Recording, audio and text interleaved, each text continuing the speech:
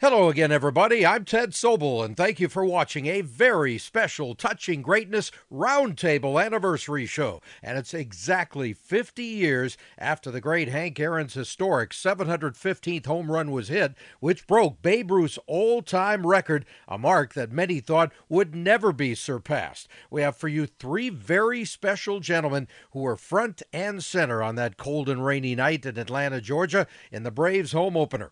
Hi, everybody. This is Vin Scully, and here's Ted Sobel.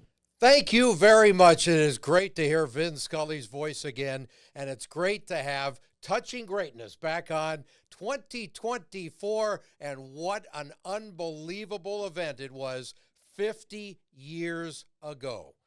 It was April 8th, 1974, and Henry Aaron was looking to finally break the Babe Ruth's all-time record at 715, and we have the guys who are all a part of that event at rainy Fulton County Stadium 50 years back. Al Downing, the guy who threw the pitch. Al, thanks for joining us today. It's fantastic. Well, thank you, Teddy. I'm looking forward to it. Absolutely. We got Dusty Baker, who was in the on-deck circle that day, and so much a part of that Braves history. And the guy who caught the ball in the bullpen, the one and only Tom House, and he's still wearing his glove and showing it off. It's big time. This is really fun to have you all on with us, guys, and it's a total pleasure. We're going to play a video, and it's all about that play, and we're going to set it up, though. Set the scene for us, Al. What was it like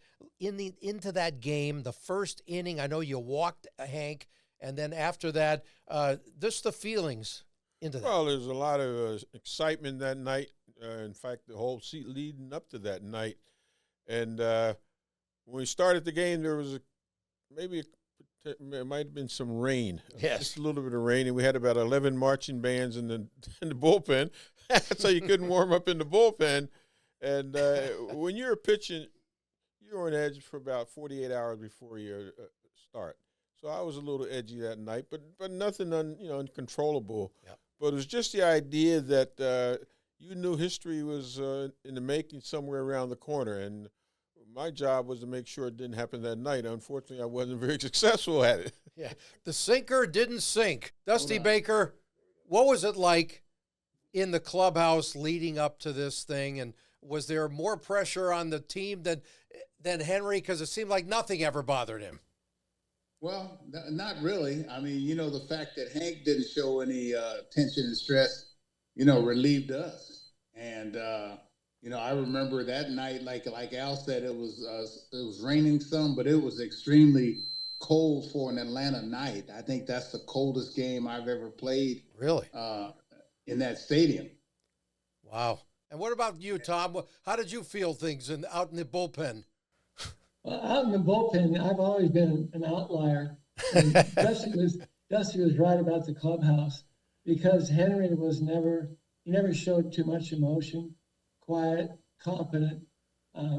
We went out and we had our little territories marked off so that it wouldn't be a pig pile in case it did go into the bullpen. Right. And I had kind of a left center spot where my little 10 yards were. Jack Aker and some of the veteran bullpen guys were more toward the pull side. But I had some inside knowledge because I'd thrown batting practice to Hammer. And I knew on fastballs away from a left-handed pitcher, especially with Al Downing's stuff, he wasn't going to pull it right down the line. If he got into one, it would be toward left center. And as luck would have it, if I would have stood still, it would have hit me in the forehead. So off the bat, I said, "Oh my God, here it comes." And then I caught it. And then a big fishnet, some Georgia Tech engineer had a fishnet extension switched by my face. And Bill Buckner tried to climb the fence. And I'm glad he didn't touch it, because he would have boxed it up just like he did with Thomas at first base. But anyway, I ran it into home plate, and everybody was there. Kind of pushed through the crowd and Right. gave it to him, put it in front of his face. And he was hugging his mom. There were tears in both their eyes. Took the ball, said, "Thanks, kid." And I kind of backed off and just watched the run work. It was good. Yeah. By the way, did Buckner actually say, "Give me the ball," when he was on top of the fence? Yeah, he did. He'd give it to me, House. He'd give it to me. I said, like, I'm oh, yeah. He wasn't afraid to ask. That's it. But it was really a fun thing for me. Awesome. That is great. Dusty, how much pressure was there, though, in the clubhouse leading up to this thing because of all the threatening letters and all the crap that was going on behind the scenes? And it was one of those things probably all felt, let's get this thing over with soon. Well, like Hank never really expressed that to us. Right. The only time he told me about anything was when he had gotten a letter that a guy with the red jacket on was going to, supposedly assassinate him during the game. Wow. So Ralph and I were sitting next to him, and we were looking for that guy in the red jacket, and Hank acted like he, nothing was happening. He wasn't paying attention in the stands. Hank was, seems like he redirected whatever he felt, whether it was anger, whether it was anxiety or whatever, he redirected it into extreme concentration and focus. Right. And that's the thing that I learned, about Hank is that, the more pressure that, he'd get real quiet and you see his eyes just not blink, and he was concentrating and focusing on what he had to do. And I know right before he hit the homer off of Al, he told me, he said, "Hey, I'm gonna get it over with right now." And he told me he's gonna throw me this, that, boom, he's gonna throw me a sinker on the outside. And I'm gonna hit it to left center field, like Housey said. Right. He pulled very few homers foul. If he was really trying to hit a homer, he trying to hit it in the left center. Right. And if he caught it out front, it would still be fair. If he caught it a little bit behind, then it would be in dead center field. But he knew exactly what he wanted to do. He wanted to get it over with. It was more of a relief than it was a moment of jubilation. Right. And like I said, I was on deck, and I could have been the first one up there, but to me that was Hank's moment. I didn't want to do anything, to take away from Hank's moment. That's why you see me in the beginning pointing to the ball's out of here, and then you never saw me again, probably till late in the clip. And, yeah. Like I said, that was Hank's moment. What about the media zoo that followed you guys around for the amount of time from the previous season to then? How did that affect the room at all? Well, we were trying to win. That Right. was the thing. And, and Hank relieved us of that, and Hank wasn't crazy about the media attention. That wasn't Hank. That wasn't him. It wasn't his personality. Like we tried to relieve as much tension off of Hank as we could off the field, Yep. between and guys. It was myself, Ralph Garr, and Paul Casanova, and his bodyguard Calvin Wardlow that spent most of the time away from Hank, in the hotel or at dinner, or he had two rooms. He had a room he slept in and a room that he was registered under. And so, wasn't a very pleasant moment. I think Hank was going through divorce at the time. I was spending a lot of time with his kids. He had moved downtown to the, I think it was the Hallmark high rise. Okay. And, he was surrounded by dignitaries, musicians, politicians. Wow. Everybody wanted to be around Hank. But the one thing about Hank, he could sort of compartmentalize things where he knew when he had to get his rest. When he had enough, he had enough. He's a very disciplined man, not only on the field, but off the field at the same time. Yeah. Al Downing, what about the pitch that didn't sink, and what was your strategy to get him out? Hopefully get him to hit a ground ball to shortstop or second base, because we had a man on first, and that would be an easy double play. But my recollection always of Henry Aaron was that when he came to home plate, he was never in a hurry. He didn't put his helmet on until he got up to the batter's box. And he had that bat. He was dragging that bat. He'd get to the batter's box. And it was almost as if he was saying, okay, now it's my time. You got to wait for me. Right. And I had to stand there on the mound and wait for him. You give him that amount of respect. And once he got in that batter's box, he never stepped out of that batter's box. And I didn't know so many people were against me that night, you know. Guys had micromanaged. The guy in the bullpen had a micrometer out there. Oh, yeah, the boos were all over the place, weren't they? No, well, actually. Well, but after the walk, though, right? You walked him the first time. I walked him the first time. But, right. But the thing about Henry Aaron, and like Bake put it so brilliantly, is that we all had an awful lot of respect for Mr. Aaron all the time. And I had heard of him long before I started playing. And how great a ball player he was, who was getting very little respect for it. And it wasn't until I began to play in the National League and saw him 18 times a year to realize what kind of player he was.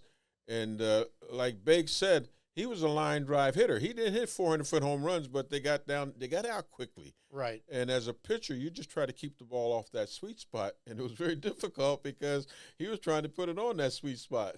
Yeah. What about that pitch that went out? Was that one of those like, uh-oh, the second it left your hand? Well, no, you don't think like that. What you do is, you know, I'm trying to get the ball inside on him, not down necessarily, because when you come inside, you want the ball up on his hand, so you kind of tie him up. And that ball didn't do anything. It just kind of spun up there, and when he hit it, I just kind of gave it that little quick whiplash, and I saw Buck climbing the fence, and I saw Tom running around in the bullpen there. So, well, that's that, and I might as well go sit down until after the ceremonies are over. Right. Well, Tom joined the party in a hurry. Tom, you ran directly from the bullpen and said, I got to give this to Henry. Yeah, I did. People say I'm not fast of but people said that was the quickest they'd ever seen me move. And again, both Dusty got it right. Henry had this capacity, as all superstars have, that when they're in the zone, thinking is inversely proportionate to the stimulus of the environment. And what that means is the crazier things got, the more basically stable Henry was.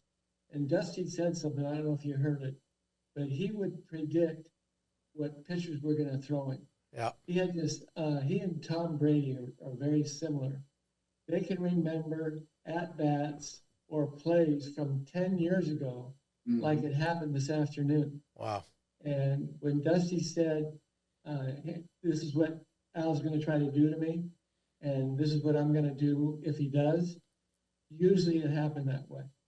So again, I was a periphery guy, but from the outside looking in, it was pretty special. Right. Dusty, is there a story or two that you can recall that maybe most never heard before, a behind-the-scenes kind of a thing that you and Henry might have talked about leading up into this or after that, just over the years with him?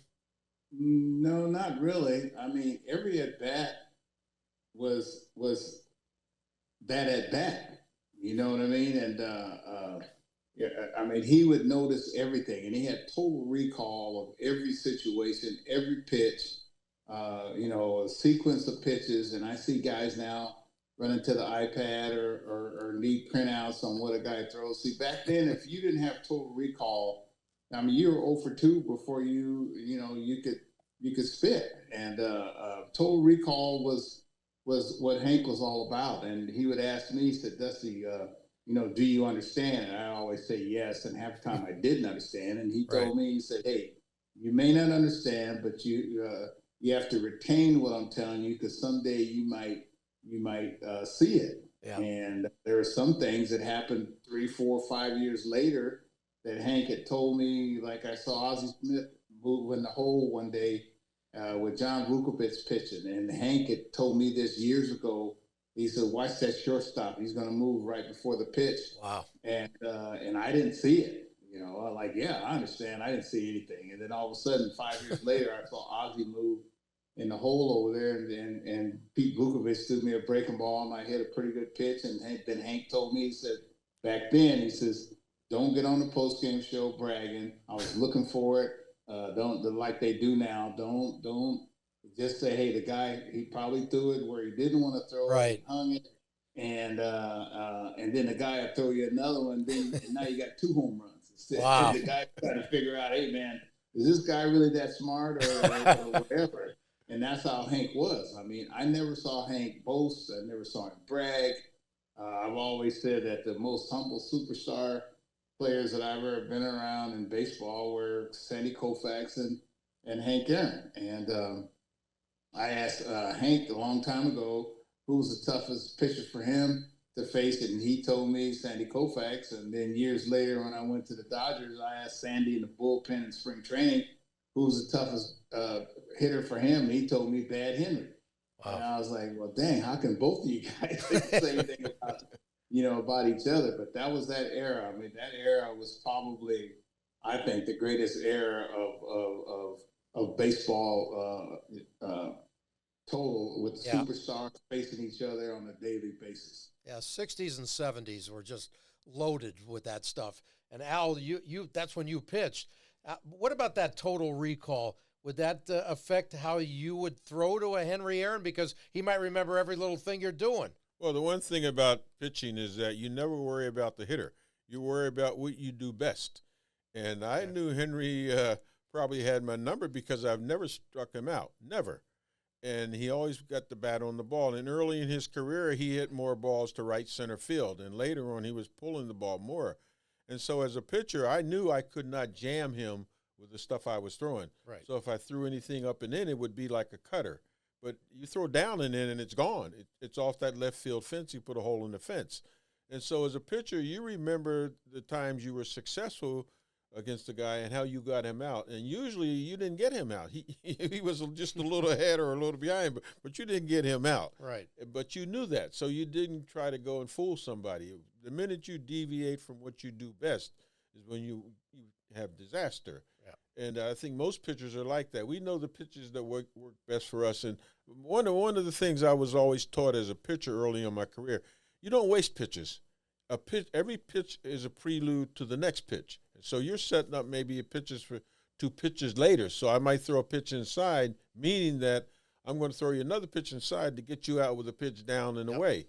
Not with Henry, because you get it down and away, and he probably take the center fielder out. I mean, the shortstop out to center field on a line drive. Right. Well, how about the 2 Braves up there? Is it true? I read somewhere that Aaron rarely broke a bat. Does that mean that he was always hitting in the sweet spot? Is that true? Yeah, that's true. I mean, I remember one year, I think the bat chipped on him, and he used the same bat for like 3 months. Wow. You know what I mean? And nobody jammed him. Nobody got in on him. The only pitch he didn't like, the only pitch that I had seen him get jammed on was a backup slider. Yeah. When he was waiting on it to break and it didn't break.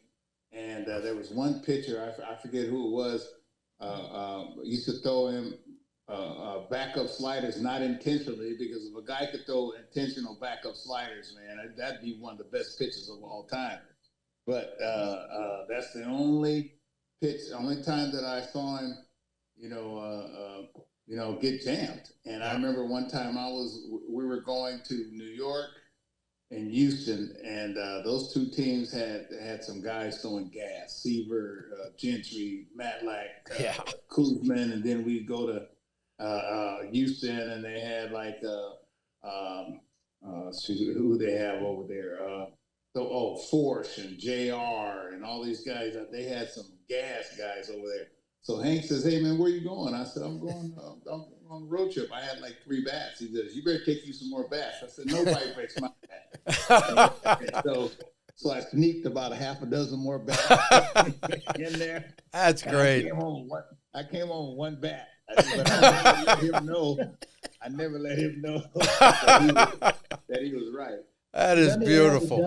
Let me add to Dusty's. Bill Akery was our clubhouse guy, and I spent a lot of time hanging out. And Bill called me in one day and said, "I want to show you something."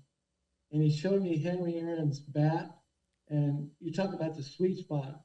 All the marks on his bat were right around the sweet spot. I looked at Ralph Garr's bat. He had marks, trademark at the handle. That's beautiful. I heard Henry twice say, he came in and said, "Damn, he hung that slider. If he would have thrown me a good one, I would have taken him deep." That's right. Those guys, they just saw things differently. Yeah. And I never saw him make a mental mistake. We all made physical errors. But in the 7.5 years I got a chance to play with Henry, I never saw him make a mental mistake. We never saw him make a base running mistake. Wow. Throw to the wrong base. And this is what I think. Everybody talks about the home runs that he hit. I mean, I remember one day I'm sitting in the dugout and he says, Dusty, he said, watch that left fielder. He says, on a base hit, he'll drop his head and then come up and look. And he goes, I'm going to hit a base hit to the left. And when he drops his head, I'm going to scoop to second base. And he did exactly that. And see, he wasn't predicting things. He wasn't necessarily bragging about things. He was actually teaching us things as he was doing it. And I tell people, as a coach for many years, I can tell you things, but if you have a teammate that can tell you and show you how to do it, I mean, that is invaluable. And I think that's some of the things that's being lost now. Are guys that are showing and teaching at the same time. Right. About a little color around that rainy night in Georgia 50 years ago. There are a few celebrities on hand, right, Al, for that night? Well, yes, because we had already been forewarned that not if Mr. Aaron broke the record, but when he broke the record. I mean, what do you mean? You're predicting stuff now. That there were going to be some celebrities. I think Pearl Bailey was there, Sammy Davis was there, and they were just paying respect to Mr. Aaron, like we do to celebrities in different fields. Right. And that means a lot, because I think sometimes we look at sports and we don't take it seriously enough. This is a 24/7 activity. You're like Dusty says, you're thinking all the time, and you're looking for those little things. There are like pitchers sometimes who'll look down on a curveball, or some pitchers who will make exaggerate their takeaway when they're throwing the fastball, and a good hitter will pick that up, and you say, how does he hit that guy? Well, he knows what tendencies are. But I have to apologize to Tom House about something. Tom, years ago, there was a guy named Frank House who was a catcher in the Detroit organization. That's why I kept saying Frank. But it was Tom House. Frank House was a bonus baby way back in the 50s when I used to collect baseball cards. And just so you don't have to feel bad, every town I went into, they say, House, you stunk last time you were here. What'd you come back? So you're not hurting my feelings.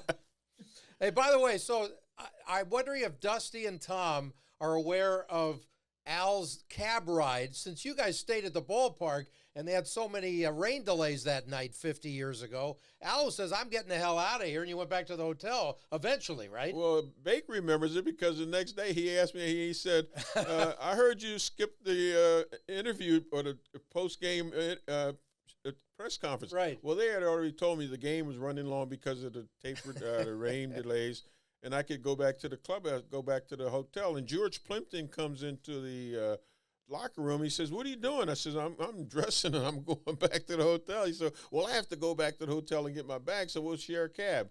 And so we talked about the game on the way back to the hotel, which was nice. You get a writer's perspective of things. And with him, that was the whole game and probably the whole season for him, because that was one of the monumental situations. And like we are 50 years later talking about it. Yep. And we all have that recollection. Dusty's got the players' recollection. Tom and I have the pitcher's recollection, right? That's incredible. Recollection, Ace, that they paused the game. His family came down, and it was a long ceremony. Yeah. Then I was hitting next, and you were still on the mound. And, I was trying to hit a home run for Hank. And I don't know what I know I got a hit. I don't know if it's a single or a double, but I turned around and everybody was leaving. Really? Was leaving the ballpark. And I was like, wait a minute now. I'm about to hit, but it was cold. It was extremely cold. And then I have a copy on my wall of the lineup card. Oh. And I had forgotten that young Roland Office had picked up Hank during that long rain delay after Hank broke the record. That's great. Got a couple more questions I want to ask you, and then we'll get out of here. I'm wondering, because Henry hit 755 before he retired, and some guy named Barry Bonds hit a few more, and I know Dusty's the only guy in the world who played with one of them and managed the other. I'm wondering, first of all, what Al and Tom think, or should say who they think is the actual home run king, because that's going to go on forever. What do you think, Al? Well, Barry hit the home runs. You have to honor that. I mean, you have to respect that. I mean, nobody gave them those home runs, and whatever activities took place, that's not for me to decide. I mean, right. If I had to pitch to Barry, I mean, it'd be very difficult, because Barry was a different batter the first 10 years of his career and the last 10 years, because he was more selective, and he knew what he couldn't hit or couldn't handle, and he sat back, and every pitcher or every manager said, "Yeah, we can get inside on him," and of course that ball was going in. Good luck. Going to McCovey's Cove somewhere. Exactly. What about you, Tom? Well, the research on steroids was it doesn't improve your skill level. It just makes you stronger and recover quicker. Exactly. Barry probably could have hit the same amount of home runs. I don't know. We never will. But I agree with Al. You don't take away the fact that he hit as many home runs as he did. But in my mind and my heart, Henry broke the record that nobody thought anybody would ever break. And the controversy that surrounded Bonds and the zero controversy that surrounded Henry are just typical of the class that he represented. He's just a quality human being. And I'm sure he's in heaven looking down at you, Dusty, saying, I'm very proud that, you and Ralph hung around with him, and you guys got better for the experience. Yep. And in the long haul, when you can mentor people that take your place when you're gone, you've done your job. And Dusty, what do you tell people that question who the home run king is?